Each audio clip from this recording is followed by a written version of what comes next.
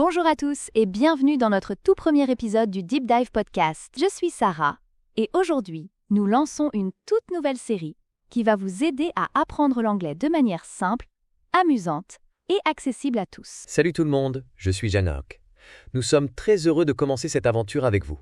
Ce podcast est fait pour tout le monde. Que vous soyez complètement débutant ou que vous ayez déjà quelques notions d'anglais, vous trouverez ici des conseils, des mots et des phrases pratiques pour vous améliorer. Avant de commencer, n'oubliez pas de vous abonner à notre chaîne Deep Dive Podcast. Pourquoi ce nom? Parce que nous plongeons profondément dans chaque sujet pour vous donner des explications claires et détaillées. Et pour nos auditeurs francophones, pas de panique, tout est expliqué en français. Et ce n'est que le début. Ce premier épisode est une introduction, mais il y aura de nombreux autres épisodes pour vous guider pas à pas dans votre apprentissage de l'anglais. Alors, installez-vous confortablement, prenez un carnet et un stylo, et c'est parti pour comment commencer à apprendre l'anglais. Et surtout, n'oubliez pas de vous abonner à ce podcast pour ne pas manquer les prochains épisodes. Vous êtes prêts? C'est parti! Avant de commencer, parlons rapidement de pourquoi apprendre l'anglais. Jack, pourquoi c'est important selon toi? L'anglais est une langue internationale. Vous pouvez l'utiliser pour voyager, travailler, regarder des films ou même parler avec des gens du monde entier. Par exemple, imaginez que vous êtes en vacances à New York. Vous entendrez des mots comme hello, qui veut dire en anglais bonjour, et thanks, ça veut dire merci. Ce sont des mots simples mais utiles. Exactement. Et apprendre l'anglais, c'est aussi ouvrir la porte à de nouvelles opportunités.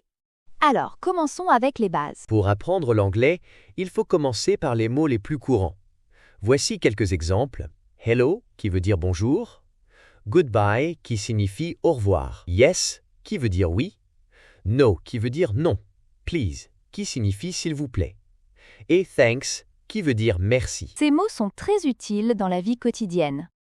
Par exemple, quand on dit « Hello, how are you ?», cela signifie « Bonjour, comment ça va ?» Ou encore, quand on dit « Thanks for your help », cela veut dire « Merci pour ton aide ». Et maintenant, répétez après nous. Hello, thanks for your help. Très bien. Maintenant, un autre mot, « please ». Une fois que vous connaissez quelques mots, vous pouvez commencer à former des phrases. Voici un exemple. Je suis Sarah. I-A-A-M, Sarah. Pour dire « je suis », on dit « I am ». C'est très simple. Jack, peux-tu donner d'autres exemples? Bien sûr. I am a teacher. Je suis professeur. Et si vous voulez poser une question, vous pouvez dire « Quel est ton nom? What is your name? » Et la réponse est My name is Jack. Mon nom est Jack. I am happy. Je suis heureux. Maintenant, apprenons les chiffres de 1 à 10. Répétez après nous.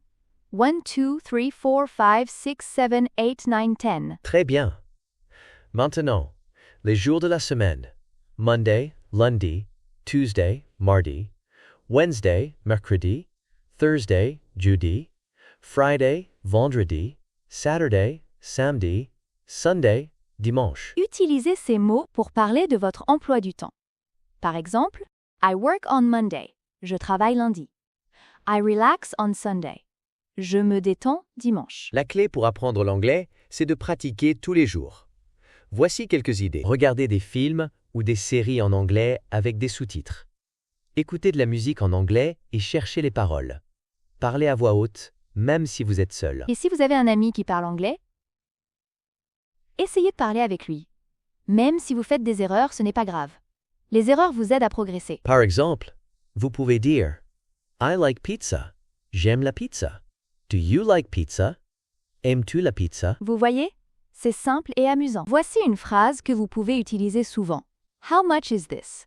Qui signifie combien ça coûte? Cette phrase est très utile si vous faites du shopping à l'étranger. Par exemple, si vous êtes à New York et que vous voulez acheter un souvenir, vous pouvez dire How much is this t-shirt?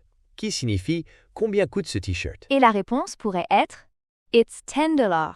Qui signifie c'est $10. Voilà, c'est tout pour aujourd'hui. Dans ce premier épisode, nous avons vu pourquoi apprendre l'anglais est important, appris des mots et phrases de base et vu comment pratiquer tous les jours. Et ce n'est que le début. Dans les prochains épisodes, nous parlerons de sujets comme décrire votre famille, commander au restaurant et bien plus encore. Si vous avez aimé cet épisode, n'oubliez pas de vous abonner à notre chaîne Deep Dive Podcast. Cela nous aide beaucoup et vous permet de recevoir une notification pour chaque nouvel épisode. Et partagez ce podcast avec vos amis qui veulent apprendre l'anglais. Merci d'avoir été avec nous aujourd'hui. Prenez votre temps, pratiquez et souvenez-vous, chaque petit pas compte. À bientôt et bon apprentissage. À bientôt et bon apprentissage.